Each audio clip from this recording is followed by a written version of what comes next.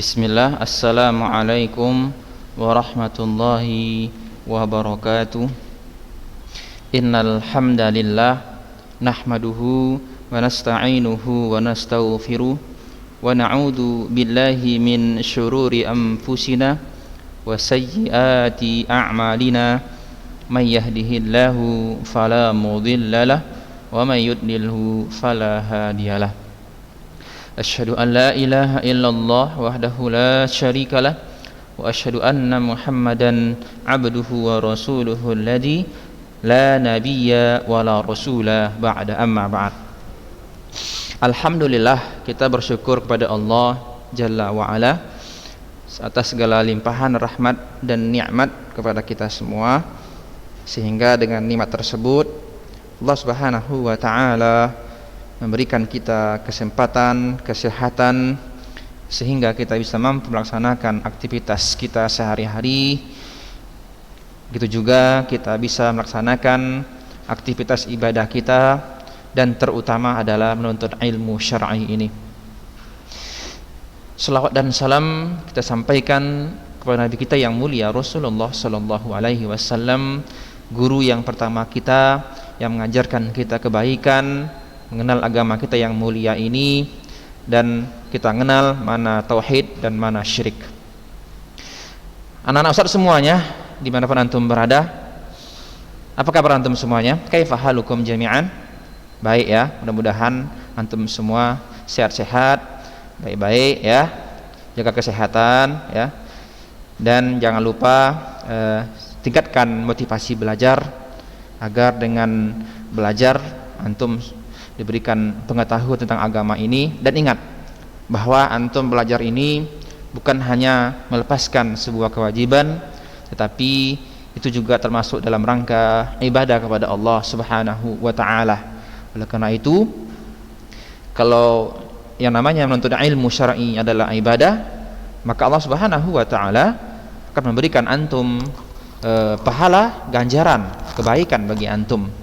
Oleh karena itu, ketika antum mengetahui bahwa belajar adalah ibadah, maka seriuslah dalam beribadah. Jangan bermain-main ya, serius. Jika ada pelajaran, maka dengarkan baik-baik supaya antum diberikan pahala yang baik dari Allah Subhanahu wa taala. Taib, pada hari ini Ustaz akan menyampaikan tentang ujian praktek ya. Ujian praktek hadis ya, di praktek hadis PTS 1. Oleh karena itu antum simak baik-baik ya, bagaimana teknis dalam ujian praktek ini. Kita telah sampai kepada hadis yang kelima terakhir ya kemarin tuh ya, yaitu hadis yang kelima tentang apa? Tentang ingkarul bid'ah ya, tentang mengingkari bid'ah. Inilah hadis yang terakhir yang telah kita pelajari ya. Jadi ada 5 hadis lah nanti yang akan diujian ya di PTS praktek dan tulisan nanti. Oleh karena itu antum ya, sekali lagi saya ingatkan, yang belum menyetorkan hafalan hadisnya maka segera restore ya, jangan lupa ya. Karena kalau antum tidak menyetorkan hadis hafalan, Ustaz nggak tahu apakah antum sudah hafal atau belum ya, jadi nggak tahu Ustaz.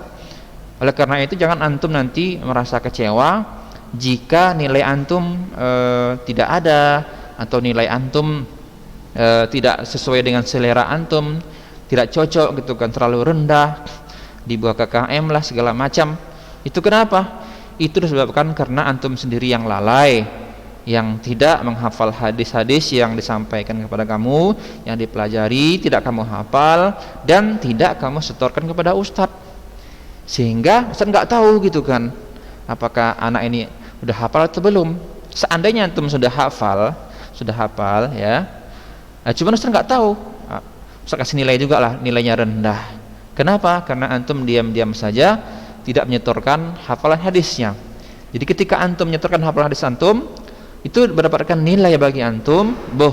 Berarti ustaz kasih nilai ini fulan nilainya sekian. karena sudah hafal hadis ini, sudah hafal hadis ini. Baik, begitu ya. Jadi jangan lupa, kembali saya ingatkan, setorkan hafalanmu ya melalui via WA, video call nanti insya Allah.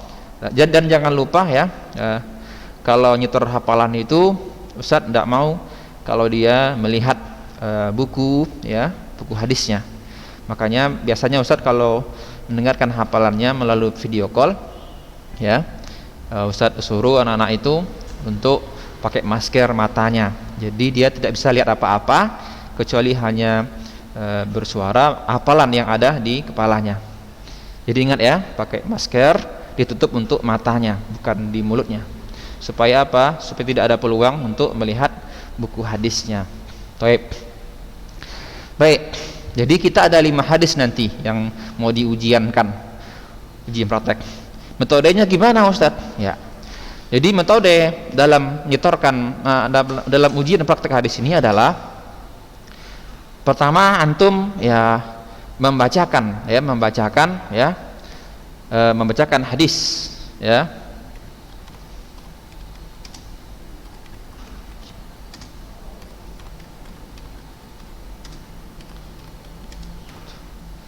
Jadi pertama adalah antum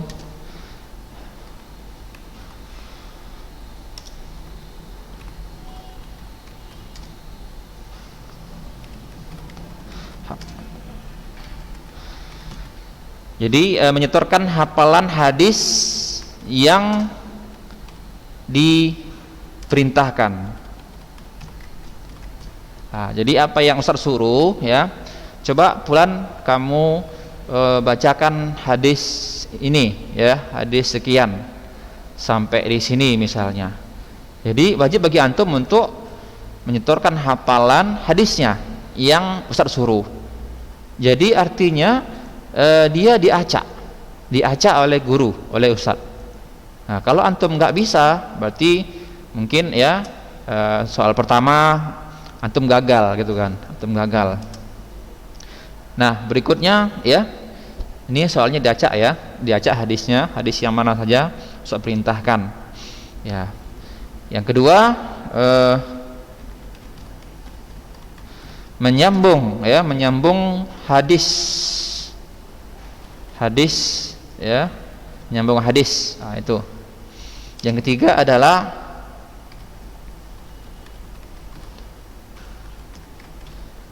menterjemahkan. Jadi apa yang Ustaz suruh ya, coba kamu terjemahkan sepotong atau sekata dari hadis ini ya. Kalau antum bisa maka selamat ya, maka antum dapat nilai.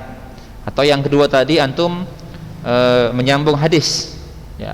Ada 3 metode ya, 3 metode ujian praktek kita kali ini. Menyetorkan secara keseluruhan ya, atau yang kedua modelnya adalah menyambung beberapa hadis ya, terserah Ustaz berapa hadis nanti, berapa kata, berapa kalimat, berapa jumlah. Dan yang ketiga adalah menerjemahkan. Jadi Ustaz boleh terserah Ustaz, boleh Ustaz setor sekaligus bisa antum Ustaz suruh satu hadis hafal sekaligus ya kan, kemudian terjemahkan atau menyambung. Ini pilihan-pilihan Ustaz sendiri, Ustaz yang memilih, Ustaz yang menentukan apakah Ustaz nomor 1, apakah nomor 2 dan nomor 3 ya. Jadi ini yang harus antum kuasai ya, model-model yang 3 ini. Jangan lupa ya, jangan lupa. Nah, ini dia metode kita belajarnya, metode kita praktek nanti. Oleh karena itu yang belum hafal hadisnya, mulai sekarang ada beberapa hari lagi waktu ya, untuk hari Senin ya, hari Senin besok, hari Ahad masih ada kesempatan. Yang belum hafal hadis kelima bisa dihafal dan sekalian setorkan hafalan. Taib ya. Jadi gitu. Jadi usahakan, inti semuanya adalah antum sudah hafal hadisnya. Kalau antum tidak hafal dari 5 hadis ini ya, maka antum sulit apapun metode yang Ustaz ujian kepada kamu, maka antum nggak akan bisa gitu kan, karena antum nggak hafal hadisnya. Oleh karena itu seharusnya ya, setiap pertemuan, minggu pertama, minggu kedua, kita udah minggu kelima gitu kan, berarti udah 5 hadis. Seharusnya minggu pertama antum udah setor hadisnya ya, di minggu pertama kita belajar udah setor apa, udah setor hadis yang ke satu tentang niat, ini seharusnya. Tapi sampai hari ini Ustaz lihat sebanyak 90% orang yang belum menyetorkan hafalannya, diam-diam saja dia, nggak ada kabar, nggak ada berita. Ustaz jadi bingung gitu kan, apakah dia hafal atau tidak, nggak tahu Ustaz gimana nanti penilaiannya ya. Minggu kedua maka antum harus menyetorkan hadis kedua, Maratibuddin, hadis tentang Islam, iman, dan ihsan. Itu seharusnya seperti itu. Ini enggak, ada yang udah 5 hadis ya, udah 5 kali pertemuan baru dia sibuk untuk menyetorkan hafalannya. Akhirnya dia repot. Kenapa? Harus menyetorkan 5 hadis sekaligus, mana mungkin gitu. Waktu yang singkat ya, apalagi via video call. Kadang-kadang bukan cuma dia aja yang Ustaz terima setorannya, teman-temannya juga mau menyetorkan hafalan, jadi nggak ada waktu gitu kan. Oleh karena itu ini kembali kepada antum semua, karena lalai ya, karena nggak mau tahu belajarnya, akhirnya antum sendiri yang kebingungan, padahal udah dekat lagi hari mau ujian. Jadi itu ya, jadi apa yang kurang jelas kepada antum tentang ujian praktek ini, PTS 1 ini, maka antum silakan japri Ustadz, tanyakan kepada Ustadz ya, gimananya ya, nanti insyaallah Ustadz balas ya. Baik, jadi ini dulu ya, sampai bertemu di ujian prakteknya ya. Kita ujiannya hari ya. Batas ujiannya adalah sampai hari Senin kita ujian praktek ya, itu sampai pukul 18. Jadi Ustadz terima ya, sampai dari pukul berapa ya, pukul 9 ya, 9 pagi sampai pukul 18 atau jam 6 sore. Itulah batas ujian praktek kita. Jadi kalau antum lewat dari itu, maka Ustadz tak mau lagi menerima ujian prakteknya. Baik.